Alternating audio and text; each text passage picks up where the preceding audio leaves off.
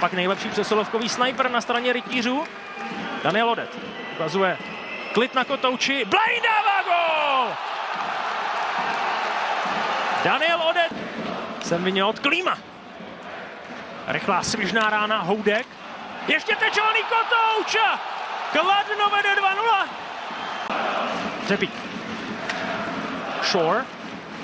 Devon Shore to zkusí sám a dává gól! Sparta snižuje na 1. Sparta má na ledě Řepíka s Eberlem. Rána, která vůbec nesedla Oyamakimu, nebo on zlomil hokejku, což je vhodnější slovo. A Phil Pietronero místo Oyamakiho, ačkoliv podávali Oyamakimu, teď hokejku, je to...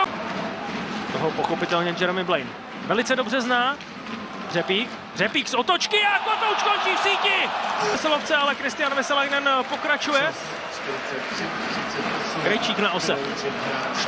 Špačkovo zakončení, Sparta srovnává na 3-3. Do vedení a poté Mark Pisek a tady je Řepík, tyč a dorážka, chlapík. Blaine, Odet.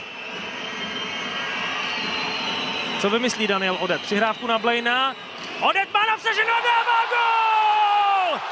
Marcel šel pouze na vhazování. Oyamaki, Niko Oyamaki, Blaine dává gól a Kladno si odveze